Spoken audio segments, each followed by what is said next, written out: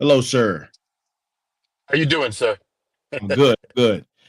Welcome, welcome, everyone, to a special early edition of the Final Boss Podcast. Tonight, we have the unconquerable Earl Wyatt on our show for a special episode number 75. So, Yeah, for those who've been with us since day one, every 25th episode, we like to bring on a very special guest for our Thursday edition. And tonight's Thursday edition, we have the put the in front of his name, the Earl Wyatt. He's an I author, appreciate it. he's a comedian, he's a music producer. The guy does everything. Yeah, Literally, for real, he does. He plays an enormous amount of instruments. Man, listen, I can't even go on, and we gonna get into that. But let me get to the admin notes real quick I because wasn't ready. I wasn't ready. I know you wasn't ready. But look, we're gonna get into that, man. We're gonna talk about because people. I'm gonna ask this. I'm gonna answer this question for my final bosses out there, my smarts. People always, man, how do you know so many people? I'm like, listen, I know everyone, and we're gonna talk about that. But Yeah, you do know again, everyone. That's what's up. here we go, man. The Earl Wyatt, ladies and gentlemen, the Earl Wyatt.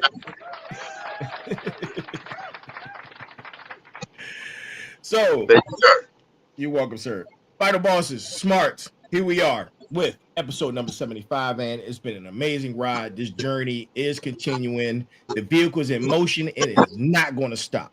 So, No, um, admin notes. So, my admin notes for tonight, of course, right? I need you guys to go get you some merch.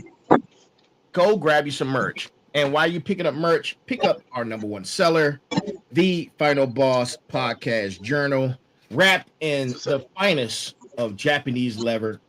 Not really, but it's real leather. I don't know where it came from, but listen, it's fine quality. And that's our number one seller. So go pick that up, man, and grab the merch. The merch website is at www.thefinalbosspodcast.com. One word. Again, that URL is www.thefinalbosspodcast.com. All one word. Go grab you some merch. Grab our number one seller, the Right. Final Boss Podcast Journal. And those who have been with us, we like to start the show out with our brass tacks. So our brass tacks is what I like to call the introduction of the evening. It controls the flow, and it's usually a quote from someone who has had a momentous career in whatever field they may be in. And tonight's brass tacks comes from Alberto Manquel. Alberto Manquel. And here it is. Maybe this is why we read and why in moments of darkness we return to books to find words for what we already know. Alberto Manquel. And I hope I'm saying his last name correctly. I don't want to jack anybody's last name up, man. But No. When I was in the military, man, that was my thing. Like, pronounce somebody's name correctly. That's your job. So, that's our brass tacks for tonight. Yeah. Episode number 75, 75. and our special guest, the Earl Wyatt. Listen, man, look. So back to my initial question, man. People are like, how do you know it? Listen, know everyone. Man, You do know everybody. You do know everyone. The Like, that's the thing. DMV is very small. Go ahead. I'm sorry. No, that's a thing. Like, you do know everybody. Like that. That's not a. Like, some people, you're like, that's hyperbolic. That's like a exaggeration. Not with you. You know everybody. Like, that's the thing. I think a lot of it has to do with the when I had the record label, man, and was doing the party promotion. Yeah. That quick run, man, we ran so many walks of life, and the people we dealt with, we're talking about top tier folks, top tier Right. people, man. We had the ability to touch so many lives at that time, man. And I know once I was out of the biz, you were still doing your thing, man, because I know L2 was still pumping and it had reached the level of pinnacle with being on the Housewives of the Real Oh, yeah. Housewives of Potomac show.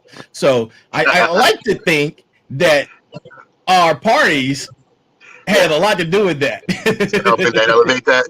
Yeah, man. You know, people were like, L2, what's that? And I had so many birthday parties there, man. If you know, you know. If you know, you know. You know. Yeah, yeah. If you know, you know, Those man. are good days. Those are good There days. was good days, man. I missed those days. You know, Oscar, Word. rest in heaven, good guy, man. Love that dude, man. You know, anytime I was like, hey, Oscar, I got an idea, bro. I'm about to break it down. I got a Of party course. for you. He's like Turbo, whatever, dude. Let's do it. And I was like, all right, man, you don't know what I'm about to do. And you know, I each year I had to bring it up a notch. And the last party I had there, man, you know, people still talk about that party today, man. Let me tell you. For obvious reasons. For obvious reasons. For obvious reasons. I'll let you tell your story, but if you'd been at that story, if you'd been at that party, you would know. You wouldn't forget that anytime soon. Exactly. Yeah. Exactly, man. Real. It was a great time. Great time, man. That was a good time. Yeah. That was a good time. Yeah. Oh, man. What the hell? Right.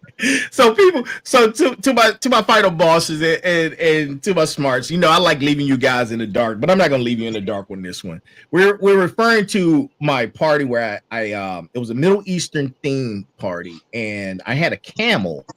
Yes, you did. Georgetown, yes, Washington, you did. DC. Yes, you did.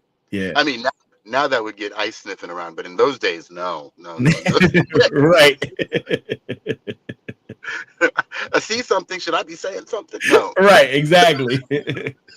Those were pre-going viral days. Right. You know. Yeah. That definitely would have been a viral moment. Yeah. That would have been a viral moment. Yeah. Yeah. So look, and here we are. Oh man. Where did you find a camel? No, we'll talk about that. We'll talk about that. That's a whole nother story, bro. That's a whole nother story. But watch that camel walk behind you now. Like, right. Oh. Shout out to Aladdin the camel. The camel's name was Aladdin. Yeah, his name was Aladdin, dude. Oh man, good times, man. Good times. So, in the act of celebration, we are celebrating our 75th episode, and we're lucky to have you as the guest. You know, I give you accolades all the time. You're a writer, you're a comedian, you're author of a new book. We're going to get into that. And as a matter of fact, man, let's talk about that right now. Yeah, go ahead. Okay.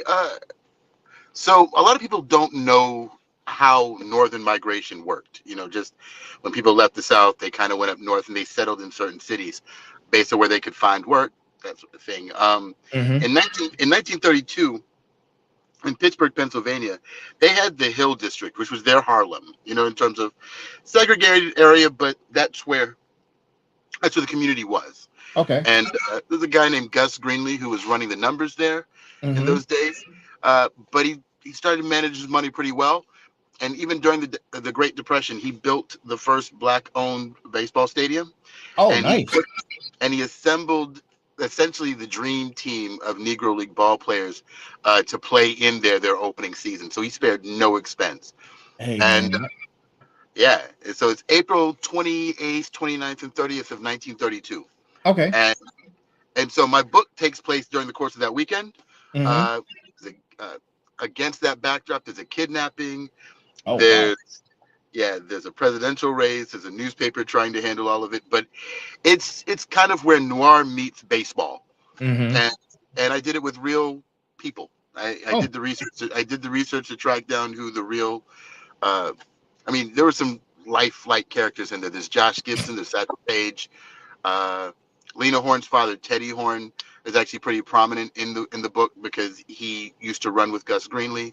There's a lot of culture that takes place in an era where when there's a crime committed, some people don't feel comfortable calling the cops, and who they do have to go to, and how those problems get solved inside the community at that time. So, yeah, there's a lot of. I fell down a rabbit hole, and then I was able to share it with other people. But it didn't start as a book though. It started as a screenplay, as a spec I was writing as a script for someone for something else. right. And then I got a chance to talk to a personal hero of mine, and when I was talking to him, I made it clear what I was trying to do, and he said, "Well, why don't you turn that into a novel? Like, why don't you sell that as a novel, and then maybe you can kind of, whether you're ever able to get it shot or made it or produced as a film, you can at least be able to reach out and connect with people and the story, and maybe see if you can drum up enough energy towards getting the film made eventually." So, yeah, I took the advice and made the book. So that's where we are now. Man, that's amazing. That sounds like a heck of a story, man. Thank you. That can expand on different media platforms. Hint, hint. But that's what that sounds like, man. That's awesome, man. So, question for you. Well, What was the most surprising thing you learned during the research and the writing process? I think the realization that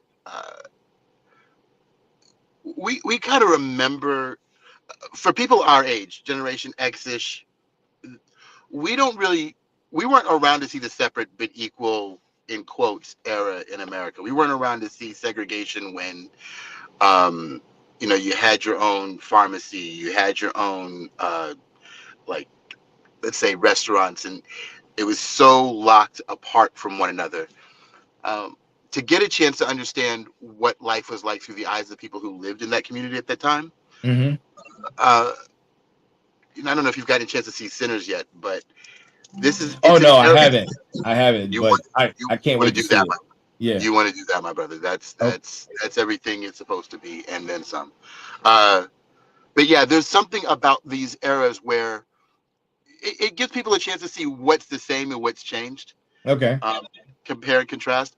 I don't Right. do it to villain. I didn't write it to villainize anybody in particular, but I did write it so that people could understand what, you know, they can really compare and contrast the life that they're experiencing now with what it could have looked like in that era, Mm, in that time. And so digging up what relationships look like, digging up what, it's prohibition, but this guy is selling alcohol almost in the open.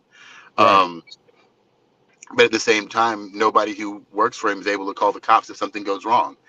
And so he's the first call when something happens. And so that dynamic, I think I found very fascinating. I think we always know that, but I don't know if I knew. I don't know, it might have taken a long way around on that one. Sorry about that, No, it's Rambo. fine, man. Look, and I agree with you. It's so critical for us Yeah, to tell these untold stories. It's yeah, so much history, there and is. we when it comes to history, we always talking about and hear about the top level players, right? The top Right. level characters, but in that there's so many sub stories and so much content of different things that took place to allow the top level things to happen, which is Mhm. which is crazy. And I've been reading up on the movie Sinners and the comments, and I try to stay away from spoilers, but Yeah, from the information that I've gathered, man, it was a great error. And in that era, so many different things took place. There were so many different stories, so many lives that were uh uh uh impacted yeah, by the different things that were going on in that era. And one of the things that was going on in that era is politics, which brings up yeah. our next topic. Um you It's funny we how it works out. we we tend to have a political conversation all the do. time, no matter where we are, when we meet. You It's know, always it's happening. always it kind of like one of the driving points, man. It just kind of like we just drive into politics, man. And you know, this conversation should be no different. So you know, No. um, and listen, this is my first time having a guest where we actually are going to touch on the topic of politics. So, Okay. man, let's get into it, man.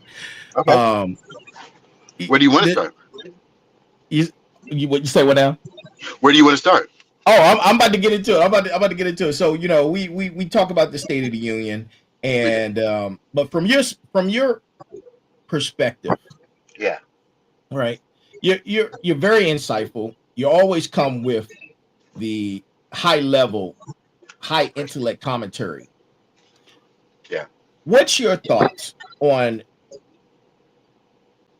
all of the current events Okay. and any political discourse? What's your opinion on that, man? I I think that I think the sad part is I think we live in an era where the average citizen is a little softer than they used to be. Oh, Everybody's whew, ability to hold on to a little bit of disappointment, able to move forward with it. right. I think our parents and our grandparents' generation would have is less likely to act like they can't vote for somebody because of one issue that's out of the way, or demanding that a candidate, completely embody every thought, wish, or want they've ever had. I think that, Hmm.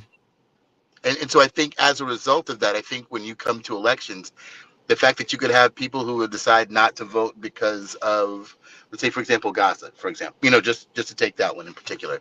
Right. Um, I think I'm at a place in my life where I would rather vote for somebody who I think gets me 51 to 60% where I need to be, Hmm. and do my best to hope that my local politicians can move them closer still to where I need to be. My representatives, if Right. you're in Maryland, Virginia, whatever. Oh, good. Yeah. To me, and I didn't see that this time. I didn't see people all the way able to do that when they needed to do that. I think that I think we as a country, I think we're all individually being manipulated, but I don't think that each party is equally as guilty. Normally people would say that they Okay. pick up. I don't think they're Hmm. equally as guilty, but I also I don't know. I'm encouraged by some of the blocks that I've seen happen. I've seen some aggressive moves from the right. I've seen some solid blocking done from the left, but I don't think that people's actual lives, are being protected Okay. or made better in the midst of this fight. I think that Hmm.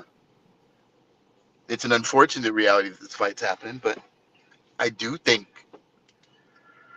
I'll put it this way. My biggest thing is hoping nothing happens in the next year and a half that we can't spend the next 2 years fixing, after that. Hmm. You know what I mean? Staying alive to the midterms, getting to the midterms, then doing the best we can to clean up whatever mess we think is happening. But um, I know that nobody seems happy in the citizen side. I know that everybody I know who's talking about it from a corporate side doesn't know how to play it, and Right. that's when you really know something's wrong, when people who seem to know what's coming next start looking at you the same way the people who don't know what's coming next, and Right. everybody's got the same facial expression. Hmm. That's not good. You know, and thank you for that, man. Let me tell you, this is what happened. This is what's happening, in my opinion, man. Okay, This is what's happening, in my opinion. I'm listening. What you got? I wholeheartedly believe that it's been a psyops operation. It's been Ooh, it's been a psyops operation to the point where the uh the political space, where the push and pull of your candidates and the issues, and it was driven so hard to the point where it was exhausting. Yeah. It was so exhausting that we're at a point right now where people don't care. People have lost interest. People have lost the energy. Like you made a statement in your initial statement where you were like, our grandparents and their parents in their time had more energy and stood for whatever the issues were. Our people, or people in this time in this area, I think they're exhausted from it, and people have done an assessment or self-analysis where they're like, you know what, this doesn't directly really affect me right now. I'm going to let this stuff slide. And I think we just got exhausted, man, and people just don't have the energy anymore as they once did, because issue after issue, topic after topic, we were just getting pounded to the ground. And now here we are. People kind of like have this lackadaisical, laissez-faire attitude, and that's with a lot of stuff, including energy. People are just like, oh, okay, all right, whatever. That's my opinion, man. Yeah. No, I'm following that. I think I would probably take it a step further and mention even maybe social media sometimes. You know what I mean? Yeah, definitely social media. Yeah. I think that's made everybody feel like you yourself as an individual are more important than the collective. Yep. And I think previous generations were taught to value the collective over the individual. Like there was a nobility. There was a nobility in sacrifice. It's the reason why we thank service members for their service when we see them. We see you took it upon yourself to put yourself in a position where you could be harmed for my benefit. Right. And for that, we I think even kids will say thank you for your service without knowing that that's what we're saying. We're saying we know what sacrifices you had to do, but I don't think we honor the nobility of sacrifices much anymore. And I think now that the individual is more important, now that you'll even see it when you start scrolling. I don't know if everybody's algorithms are the same, but if I scroll long enough, eventually I'll get something that looks like advice that'll start with, not everybody's gonna move to the next level with you. Yeah. You're gonna be okay. Like I'm just scrolling the fuck. Yeah. Like if you've got a goal, don't let anybody get between you and your goal. But that's my mama. Move her out the way. You're like, wait, what? It's just a very complicated way of trying to find yourself as an individual. Yeah. When you're consistently told you've got to look out for you. And then now we got to vote as a collective. And now you think it's up to me. I can't possibly vote for somebody with this one side thing that I can't get. And you're like,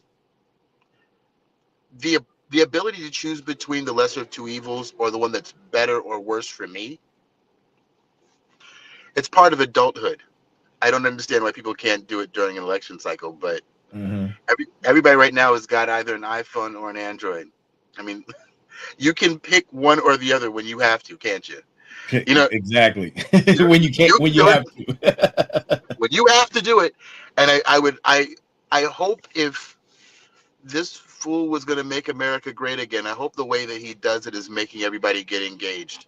I hope everybody wakes up tomorrow and recognizes, no, voting for only my pocket won't make a lot of sense, but voting for the other people who would be screwed over just as badly as I would be if they were, maybe there's some humanity in that. Hopefully we could find those moments, but that's what I'm seeing. I'm seeing a need for that. And and to add to that, you mentioned something about social media. What social media has done is made our world smaller, right? It has made issues that typically we didn't hear about, or needed our attention until it was at the booth and you were making that decision. Now, because of social media, we're dragged into it day one. You can watch the hearings of court cases, of policies, of actions, government actions. You can see it day one. And I think that has a lot to do with how people are moving as well, man. But man, thank you for that, man. No, too. Next question for you. What you got? What do you you know what I didn't say? Let me get this disclaimer. Hold on, give me a second, man. I gotta do this. To my final bosses and to my smarts. Good morning, good afternoon, good evening, and good night. I missed the opportunity to give y'all the greeting of the day, and I don't want you to feel bad, so I'm giving it to you now as we are almost halfway through this episode. But also, I have to give the disclaimer. This is for entertainment purposes only. And let me get my flags ready, man, because some of the questions I'm about to ask, Mr. The Earl Wyatt, I'm going to I might have to throw some flags on the play. So I'm getting my flags ready. So here's the question, man. What do you see as the biggest obstacle to productive political dialogue today? The fact that we've made the individual more important than the collective. People are speaking about who they are, and they're only thinking about solutions that help them. I think that's because I can't convince you about what's best for the collective if you don't give a damn about the collective. That's true. We can't even have a debate where we could find common ground if we can't even agree on where the ground is. That's a great point. That's another great point. Yeah. Yeah, I think that's probably the biggest obstacle now. You know, man, I find that it's so isn't that crazy though? Isn't that crazy though that everybody's been made to think you are the protagonist of your own movie? And you know what? We are, in a way. At the end of the day, when you take your last breath, there's nobody else climbing in that box with you but you, right? Yep. So there's an honesty to that, but there's also, we wouldn't have schools, you wouldn't have buildings if people couldn't work together. We wouldn't have streets if people couldn't work together. Families wouldn't work if people were together. And since I'm selfish enough to think to myself, you know what? I don't want to start a family until I can live the quality of life I would want to live in that situation. And you're sitting there going, people have raised children and families on far less, but somehow in my head, I've got my mind like what I want it to look like and how I want it to play out. Right. That's not even realistic. Yeah. And it's even affecting me. Like I see how it affects me. But I think that's the biggest obstacle to us having real, legitimate political discourse is that the news sources that make us feel most validated have given us they tell us we're important and they tell us what we should be afraid of. That's it. But you know, fear, man. Oh boy, flag on the play, bro. Flag on the play. Look, listen, flag on the play.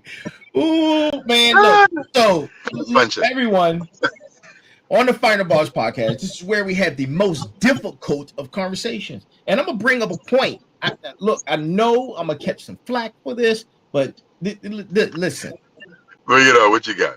Bro, you just made something. You just said something. Flag on the play again, bro. Flag on the play. Let me tell you. Fear, bro. Fear is weaponized. Fear is weaponized into assisting and with people's decisions and their decision making. And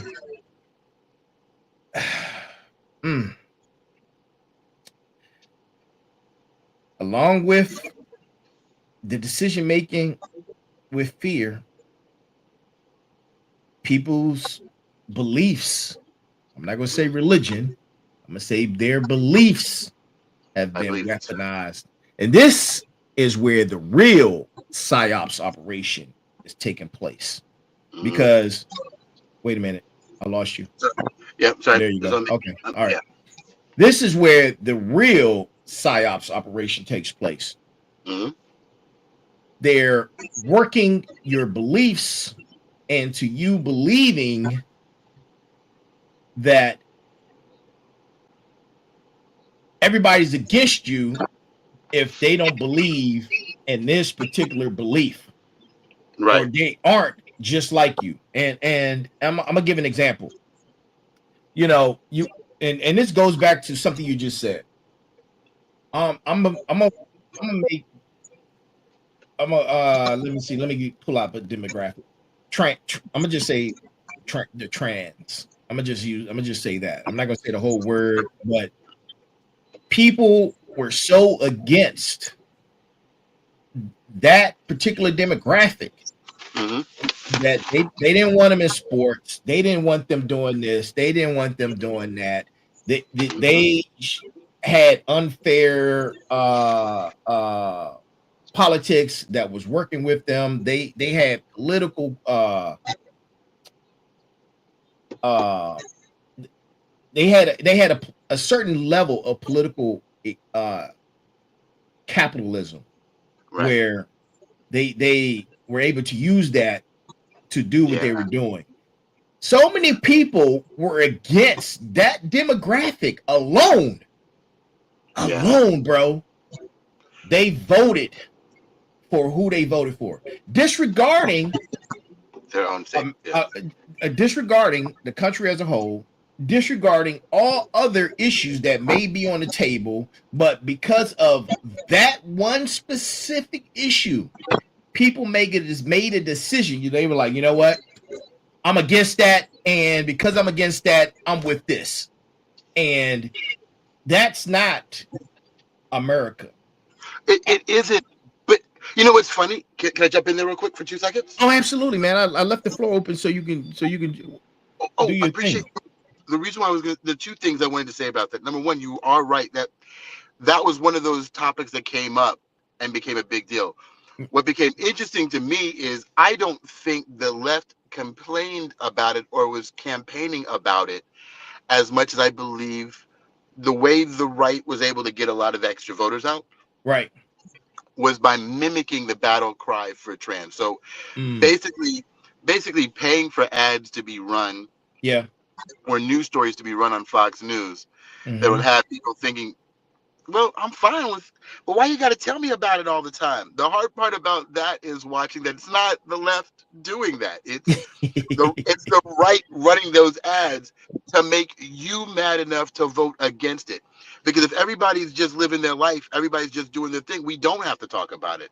You know, if there's someone who's being mistreated, let's find out what's being mistreated about it, fix it, and then everybody go back to doing what they were doing so that people can go back to living their lives with pride, with dignity, however they choose to. Right. But you know, reinforcing where trans people are being denied their dignity and doing it in such a way that you're denying other people who may not have gotten to where they need to get soon enough, you're depriving them of dignity too. Right. They're going to vote in backlash. So there's that. And then the other thing was that I'm now recognizing, I'm learning that empathy is it's an intellectual side effect. You know what I mean? Hold on. Empathy, this is for my smarts and for my final bosses. Empathy is a characteristic of emotional intelligence. You cannot have, listen up. You cannot, listen, people. Listen, I'm gonna give myself a flag on the play. Listen, flag on the play. To me, you cannot have emotional intelligence without empathy. It's a characteristic of being emotionally intelligent. Yeah. And you know, to piggyback off of another point you just made, in reference to that particular demographic, the left didn't understand the impact of that one issue. And I think that in some of these back rooms, man, where they have these conversations and these political groups on what issues they decide that are going to get some motivation, because the easy part is when it comes to the psychology of the human being, the push and pull on that is easy. It's easy to get people triggered, especially when they lack emotional intelligence. It's easy to trigger people, man. And when you understand that, you know, they're in the back rooms, they're like, oh, let's what do you think about this topic? Well, when we did a test run on the media, and now this is what social media is. social media is a platform for running tests. Yeah. It's a platform for running tests. So It's a social vacuum. Social vacuum, absolutely. It's actually absolutely a social vacuum. And along with the social vacuum, it gives people those echo chambers that I'm always talking about, man. When Without question. when you're scrolling, you're liking what you like, and the algorithm is going to give you what you like, which is contributing to that social vacuum and those echo chambers. And you know, Yeah. those become your talking points. Then the next person that you're talking to who agree with you, now you guys are in a shared vacuum. Y'all are talking about the same thing because y'all like the exact same stuff. That's the echo chamber that just festers, it grows, and now there's no diversity. There's no diversity in that, man. So, but yeah, man, that was a great point, bro. Like for real. I appreciate you. Yeah. No problem. You know what's funny is that I watch a lot of these channels and I recognize that even the liberal ones, there's no benefit in them telling you about the wins. We're, as human beings, we're way more motivated by the things we're afraid of than the things that we want. Absolutely. And so people, if you were to give somebody good news, they'd say thank you, they'd walk off, they'd feel good the rest of the day. Man, nobody wants to hear about the good news. But if you tell them something's bad, they will show up every hour on the hour to make sure that they're caught up to date on the things that are wrong. And these people have entirely too many employees that need raises every 8 months that aren't billionaires. You know what I mean? People who are literally paying their salaries, holding cameras, moving mics. And so when people are like production staff needs money, you don't want to lay them off. You need to keep the cash flowing, keep investors happy. You can't afford to let your viewing minimize, your ratings drop. Right. And so they kind of lead us toward this civil war, just trying to make sure they can keep the lights on. And I know this, and which is why I can't watch so much of it anymore. Yeah. But I know this, and then I recognize I'm not a part of that as much as it's twisted how I look at everything. But I will say this. There's no version of what we're seeing now that one is even working.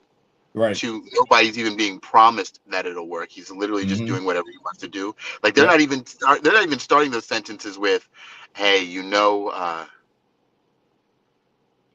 if everybody can hold it," almost like what they did during the Second World War. If everybody does their part, everybody chips in, we can get to the other side of this. They aren't even saying that. It's just grand opening, grand closing for certain jobs. People are just being sent home. Yeah. I would say that we wouldn't think of ever doing this, but we wouldn't do this. Yeah. You know what I mean? And even if we were doing something similar to this, we would say up front, this is what we think we're doing. This is what we think we're helping. Like even in the book, the book takes place during the Great Depression, so there is a labor dispute. Right. There are fewer jobs.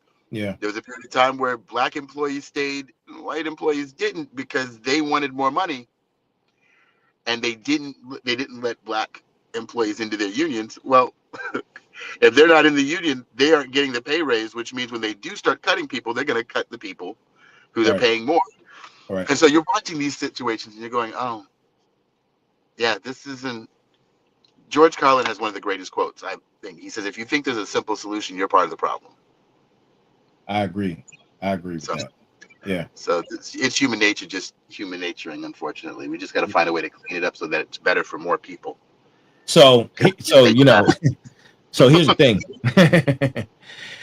When you talk about mitigating circumstances and with the mass firings and everything is so fast, you don't give the populace of that demographic, you don't give them time to think. You don't give them time to come together and unionize. It's one and done, and you on to the next. So you're taking away the decision making, right? Yeah. And now that leaves those people in a state of reaction. Yes. So and and it was happening so frequently, and the state of reaction. So basically, what happened? Our foundations are being streamlined. Yeah. Not only from a CEO perspective, right? Because you get your new CEO, he comes in, he wants to see the books, he wants to see all the numbers and the margins and the workforce. He wants to scale down. That's what CEOs do. And to minimize overhead. Yeah, to minimize overhead. So, which is funny. The system, right? It was streamlined, and now, right now, with the idea of AI being a real player, not a thought, but a real player, we're talking about being even more streamlined. We already talk about tech in a second, so this is why I'm bringing up this point. But we man, AI is going to streamline things even further. And I'm always on here talking about AI. I love AI. AI. If you're listening, because I know you are, I am your friend. Playing those seeds. Right. I am pro AI. He knows everybody. You ever want to know why he has as many friends as he does? It's because he knows how to drop these little seeds. 20 years from now, he'll get a discount on gas for that. That's exactly what he just did. He's trying to get discounts on gas. Right. When we no longer have human judges, and he goes up in court, he's like, "Listen, I was talking nice to AI the whole time. The whole time. Right. AI, I'm your friend. I'm pro AI. Listen, where's my pro AI? If I got a flag. Look, pro AI flag just for you. You're my friend. Oh man, too funny. Well, we let's expand the conversation, man. Thanks for your thoughts on the current political space, man. I love tech, and we dive down the tech rabbit hole from time to time. And in your introductory promo, and people, if you haven't seen his promo, go on Facebook, Instagram, it's everywhere. But go see his introduction promo for tonight's episode. It is hilarious. I thoroughly enjoyed it, and it's actually doing really good numbers right now, man. And thank you. You mentioned you were against. And I'm gonna say this: AI. It's not me. I'm not against self-driven cars. This is not me. He said, listen. He said he is against self-driven cars. So let's talk about that. Yeah.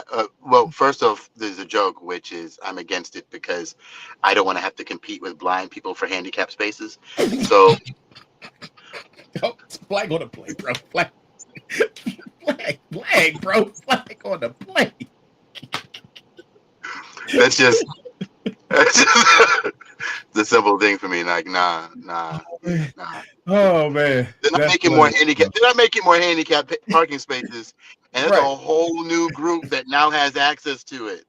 You know how messed up it would be for me to like trying to drop somebody off and I can't, but meanwhile somebody rocking the cane, swing it back and forth, get to the car, jump in it, and just hear that motherfucker start up. Like, oh, what the hell?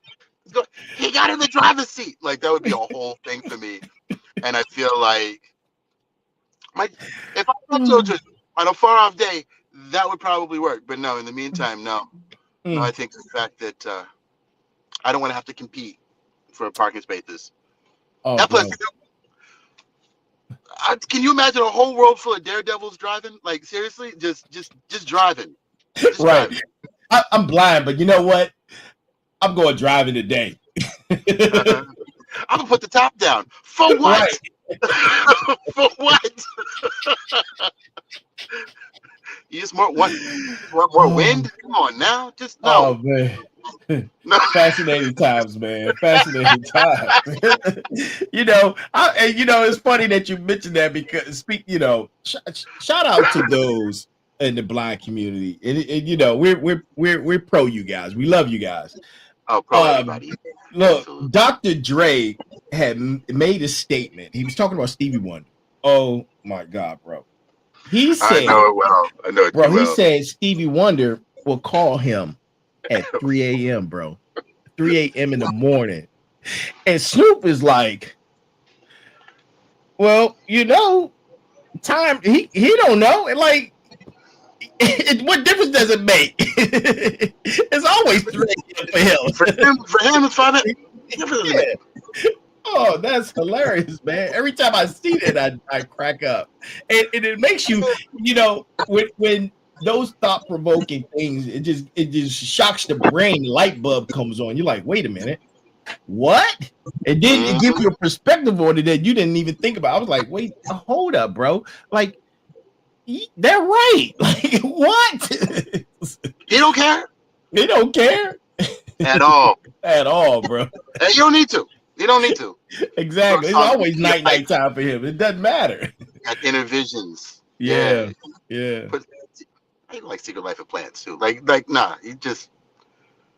You know what? Signed, Sealed, Delivered is probably my favorite of his albums. Okay. I would say that's the one that's got A Place in the Sun and Anything You Want Me to Do. Like that's when Stevie was still writing pop before the pop was pop. Yeah. Then he changed it. He changed pop and R&B completely. But if anybody goes back and listens to that Signed, Sealed, Delivery album, you're not disappointed. That's one of those Motown albums. I don't care what your mood was like, but about 10, 15 seconds into the first, your day's good. At least your day is tolerable. Right. And, that was good. That's some good music right there, man. Dude, that's when it was at its cleanest. Yeah. We've improved on it sometimes, but Mm-hmm. in terms of clean basic blocks, no, I don't think you get anything. I'll do whatever you want me to do. Right. No. Yeah, and Place in the Sun. That song. Like, he just has a way of putting words in a place where the music and words work better than anybody else. Yeah. He definitely was a master in that. Definitely is. Yep. Yeah, that's good. That's good. Yeah. Now you, what you get? First off, I do love the show. Oh, what thank you. What are you doing hitting the streets? What are you hitting the streets with next? Like, where? I see the merch in the back too, and I got to tell you, you've always known how to find where the brand meets the people. Like, you've always had that knack. So I'm not surprised by seeing the seal over your head. I'm not surprised by seeing the sweatshirts. I'm not surprised by seeing, yeah. When it comes time to branding, Turbo doesn't play. Hey, man, it's all about the aesthetics, man. And thank you for that, bro. I really, really appreciate it. And how about you? Yeah, man. This is going to be a global brand. And I just did a self manifestation video the other morning where I'm basically recording myself, talking to myself, and telling myself, hey, this is what this is going to be. This is how it's going to do it. How are you going to help others? And what pinnacle of level of success you're going to achieve. And you're going to do all these things. And I sit back and I watch this video every morning where my cells and mitochondrial, all those things are just opening and waking. And I'm watching this video as I'm talking to myself, man. And it's like looking at something and going back to the future, and you're like, this is what made this happen. So basically, I'm just using technology to forward my thoughts and progression. But yeah, man, I'm building a global brand. My technology company, Saturn Digital Networks Development Corporation, just got accepted and sam.gov so I can start looking and bidding on government contracts, man. I got my cage codes. That was a self. Listen, self, this is for you. That's for self. Make some noise. Make some noise. There you go. Yeah. So man, that right there has been a struggle. It's something I've been dealing with, trying to get vetted through the government so I can start looking at government contracts and bidding and doing those things. So I just got accepted today, which is amazing. Oh man, that was a struggle, bro. Like I dropped to my knees when I saw that email. I'm like, oh man, thank God. But outside of that, man, trying to finish my master's, which is no easy task. Mm-hmm. Yeah, so I should be. Congrats on that. Well, good luck with that, but definitely congrats for even just taking the time to be able to make those kind of moves is something that I think we used to take that kind of stuff for granted. I don't think we do anymore. But I Right. think once upon a time we did. Yeah. And now it's like it's always good to see someone do something with those opportunities. So yeah, Yeah, that's thank you, that's man. A young mentee of mine, he said they you always got mentees. You yeah, got man. mentees too. Bro, Look at listen, you. You're doing all this Annie helping the community. What the hell? look, you gotta help the community. Here's one of my mantras, man. I always say, and I ask, in my belief, whether I'm talking to the higher power, I'm talking to the universe. I said, Right. allow me to be the foundation in someone's life to be able to assist them bearing successful fruit. Yeah. No, So, that's totally if I can assist somebody, man, in building and assist them in bearing successful fruit, that's what it's all that's what I'm all about, man. Yeah, that's where I'm at, bro. That's like one of my mantras, man. So thank you for that, brother. Thank you for that. Appreciate you, man. Appreciate you. So look, we look, it's almost an hour. I think I got one more question what you that I wanted to throw at you, and as I ask this question, I want you to tell the people, because you're a musician. I mentioned that you were a musician too, man. Like, look, I need you to tell the people about all those things that makes you you. So my last question for the evening: what inspires the Earl Wyatt? What inspires you, bro? Okay. First of all, you might be getting me in trouble with all these the Earl Whites because I think my dad, who was gracious enough to give me his name, I think still has. I think my dad still gets better Google numbers than I do, which I got to tell you, the pops. the is gonna get me in trouble. Yeah. I don't need my mom just running me down in the street. Oh, you the only one. Like, you know what, mom? That wasn't me. That was him. That was him. Yeah. Getting me beat in the street because they're still boomers and I'm still Generation X, which means they still swing. Right. But, that's wow.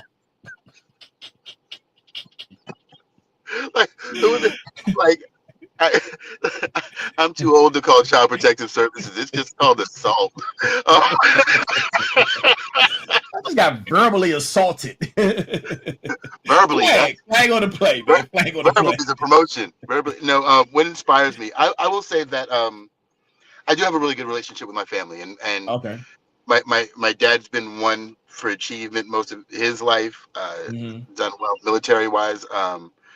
My mom as well with us. My sister is a monster and a rock star. My niece is coming out of high school right now, but she's doing incredible things. At this point, I want to make sure my I just need the validation of my family. Like I need to measure up for what my crew is doing. And I love that keeps me honest. I love that keeps me, conducting business in a way where I don't feel like I got to do any and everything just to get an inch ahead. But at the same time, I'm willing to show up and do a real day's work to move things along. You know what I mean? Everybody around me knows how to put some blood, sweat, and tears behind something so they can see positive Mhm. progress. Yeah, And sweat since equity. Yeah. exactly, and so I've never been afraid of that. My dad was also one of those people who said, if you're going to do something, be good at it. Like if you're going to take the time to do it, don't go and tell everybody you show up and then waste everybody's time for seeing you. And as a creative, whether it's music, whether it's graphic design or other stuff, for me, it's always been about the number one rule with creativity is to look like you put time, energy, and thought Absolutely. into creation. Absolutely. And as long as you gave of yourself, Mm-hmm. time, the effort. When people see, for example, it's almost like seeing misspellings in a meme. Doesn't mean it's not funny. Doesn't mean you don't get the gist. Right. But also make it a little slower before you send it to somebody else to have it represent you. So a little bit slower before you put it up on a work bulletin board so that everybody can laugh at what made you laugh. Because Right. you don't want that to represent you. Like, Exactly. I know which version of there should have gone there. Yeah. But I because I have a family that was really big into making sure we cared about the details. Mm-hmm. I am enjoying a life that comes when you've been paying attention to details and some things kind of work in your favor as a result of it. And Right. like I said, with this book, I mean, not to just bring it back to it, but getting a chance to talk to the people at Black Classic Press in terms of getting it printed up, like that was kind of an honor. The Coates family there. Monty is just really cool people. The experience of talking and working around these topics, of course, inspiring. And so now historical fiction is like my new thing. My next project is going to be in the past as well. It's already outlined. I've already given talks on it. I'm excited. I don't want to drop it just a second, but it's a Motown story. I'll tell you it's a Motown story. All right. I'll tell you that. And just being able to do that and knowing that I've got an audience that's waiting to hear it or waiting to see me to give it, that's, dude, like I said, I don't take that kind of stuff for granted anymore. You know what I mean? Spending your 20s and 30s playing gigs in DC, New York, doing that thing. That's cool. Yeah. But that's not feeding me now. And I don't know how much of that's still feeding the audience that knew about it. I got other stuff to say, and hopefully other people have got time to hear it. So we'll see. All right. So, ladies and gentlemen, let's give him a hand.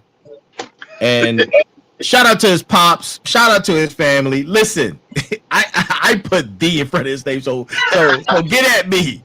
The Earl Wyatt, ladies and gentlemen. The Earl Wyatt. I appreciate it. I do appreciate it. Look, man, thank you for being on the show. Thank you for having me. You're amazing, bro. Keep doing great things. Hey, we got a couple minutes. Let the people know where they can find you, how they can find you, what's your social media. Drop everything. Now, look, not only is he a musician, an author, a comedian, the brother is a producer, a music producer. We won't get into that because I need a jingle, bro. I need some music to go with. Done. Boom. My man. Done. Appreciate you. Let's go. Tell the people where they can find you. Instagram, earl.wyatt.ii. And if right now for the book, shadowballonthehill.com, all one word, shadowballonthehill.com. And there we got the trailer, a few write-ups to let you know who's going to be in the book, but also as of April 29th, I believe pre-sales start then. The book, audio, and digital should all be out June 1st. I need to grab a copy. I will have a copy, bro. You and let them know where they can find you to do your stand-up. And you know what? When is your next show? That's going to be local. When is your next show? I'm running late. I'm actually going to go on and Adam's working in a few minutes. But okay. But earl.wyatt.ii is where you're going to see all the stand-up comedy as well. Like I'm going to post the shows there. And we just did our first political oversight show at the DC Comedy Loft about 2 weeks ago, but we're going to do another one either early May, early June. But we're going to be getting out there and doing political stand-up. And the reason being is because not everybody wants it at every club. But if you're looking for just that, we got it for you. So. Okay. All right, man. Well, ladies and gentlemen, that's our show for tonight. I'm the Final Boss, and this is the Final Boss podcast, and that is the Earl Wyatt. He's been our special guest for tonight at a special time for the 75th show. 75th show. You guys, y'all have an amazing rest of your week. Remember this.